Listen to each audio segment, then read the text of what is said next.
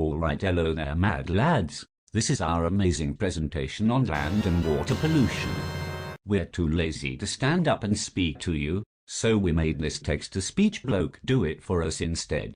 Wow. This information is kind of depressing, so here's some royalty-free background music to make it less sad.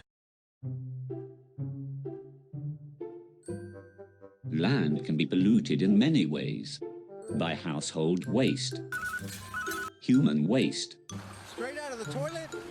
chemical waste, and farming. If human waste isn't treated properly, the soil can become polluted with harmful chemicals and parasites. With an increasing number of people, there is an increasing quantity of bodily waste and wastewater from homes, sewage. As the world develops, people are producing increasing amounts of household waste and hazardous industrial waste. This gets sent to landfill sites. These take up a lot of space and can destroy natural habitats. Toxic chemicals can spread into the soil from waste. A problem in industrial waste is toxic chemicals which can poison land and soil in a large radius. An example of this is the Chernobyl nuclear accident in 1986. In this case, the soil was contaminated for thousands of miles. Until 2012, the lamb from some farms in North Wales couldn't be sold for food, as the radioactivity levels in the soil and grass were too high. Land can be polluted by farming. This is because farmers use chemicals to protect crops. Weed killers, herbicides, kill weeds but leave the crop unharmed. Pesticides kill insects that might attack and destroy the crops. As the population increases, so does the need for food. Farmers add fertilizers to the soil, especially nitrates, to keep it fertile. These fertilizers are easily washed from the soil into local streams, rivers and lakes. Untreated sewage is also pumped into the sea. These pollutants cause high levels of nitrates to be in the water. This can lead to excessive growth of algae and water plants.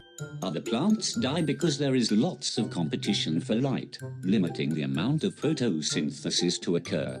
Since there are dead plants, the number of microorganisms increases. These microorganisms use up lots of oxygen during respiration.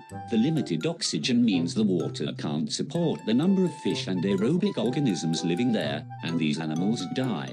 This attracts more microorganisms and eventually there is so little oxygen dissolved in the water that all aerobic aquatic life in that area dies. This process is called eutrophication. This can be prevented by stopping excess nutrients from reaching water bodies. The easiest way to do this is being aware of the chemicals and fertilizers that we are using. Toxic chemicals like pesticides, herbicides and poisonous chemicals from landfill sites can also be washed into the sea. These chemicals can cause a bioaccumulation effect on the food webs and affect land and water in the same way. Bioaccumulation is the gradual accumulation of substances, such as pesticides, or other chemicals in an organism. The carnivores die or fail to breed, due to the buildup of chemicals in their bodies.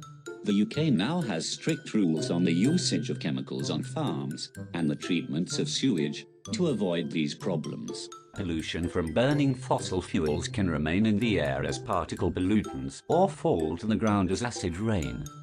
Acid rain causes acidification of lakes, streams and sensitive forest soils, and contributes to slower forest growth and tree damage at high elevations. Excessive ultraviolet radiation coming from the sun through the ozone layer, which is eroded by some air pollutants, may cause skin cancer in wildlife. Water pollution can be measured using dissolved oxygen and pH levels. The pH testing measures the acidity of the water. Most aquatic organisms are only able to survive in a pH range of 6 to 8. The dissolved oxygen test measures the amount of oxygen dissolved in water. It is a key indicator of water health because aquatic life can't respire without oxygen. Biodiversity is the variety of all different species on Earth. Pollution is a great threat to biodiversity. We are currently living in a biodiversity crisis, losing species on a daily basis and 1,000 times quicker than under natural circumstances. Scientists estimate that approximately 150 to 200 species are extinct every 24 hours.